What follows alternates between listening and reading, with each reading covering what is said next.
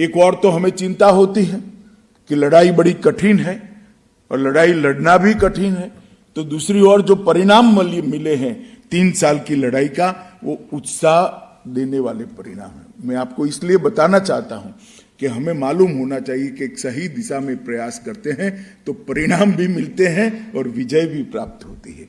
मित्रों, 2006 से 13 एक कालखंड में कुल मामले 1257 देश में रजिस्टर हुए थे।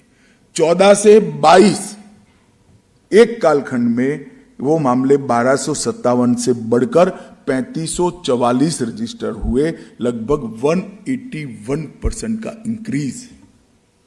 ये बताता है कि अगर हम सही दिशा में काम करते हैं तो परिणाम मिल सकते हैं। कुल अरेस्ट 1363 थी और 14 से 22 के अंदर अरेस्ट 5408 हुई है, लगभग 300% की वृद्धि हुई है।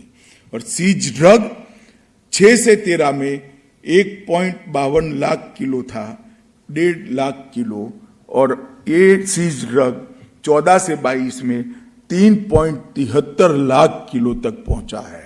और क्वालिटी की मैं बात करता हूं केस की, सीज ड्रग का मूल्य 6 से 13 में सीज ड्रग का मूल्य 768 करोड़ था और 14 से 12 के सीज ड्रग का मूल्य 22,000 करोड़ रुपया है।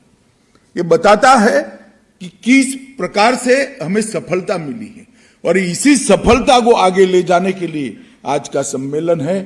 ये 2 दिन के सम्मेलन के अंदर आपका अनेक सत्र इसके अंदर रखे गए हैं जो काम को आगे बढ़ाएंगे। मित्रों, हमने एक बात याद रखना चाहिए कि हमने टॉप टू बॉटम और बॉटम टू टॉप अप्रोच से इन्वेस्टिगेशन की दिशा में आगे बढ़ना। अगर एक व्यक्ति नशा करते हुए पकड़ा जाता है या तो एक सप्लायर छोटी सी पुड़िया के साथ पकड़ा जाता है तो हमारे लिए वो एक केस नहीं हो सकता।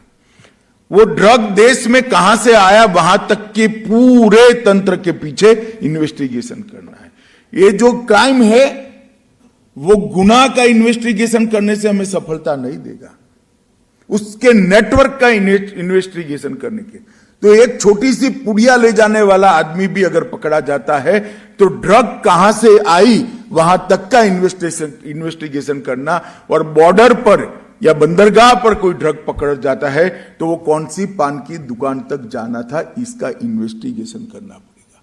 तो बॉटम टू टॉप और top to bottom investigation approach से ही हम सफल हो सकते हैं। और मेरा आप सभी से आग्रह है, एनसीबी ने पत्र भी लिखा है, आज मैं कहता हूं कुछ ऐसे केस हैं जो राज्यों की सीमा के बाहर है, देश की सीमा के बाहर है, अंतर्राज्यीय और अंतर्राष्ट्रीय सीमाओं को छूते हैं, कॉम्प्लिकेटेड केस है जिसमें कस्टम भी इन्वॉल्व है, रेवेन्यू भी इन्वॉल्व है।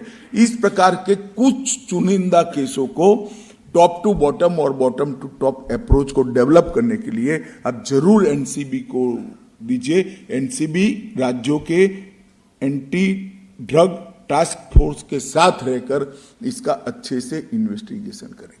अगर इसमें आर्थिक पक्ष आता है तो वो ईडी को भी आप दे सकते हैं और एजेंसियों को भी दे सकते हैं।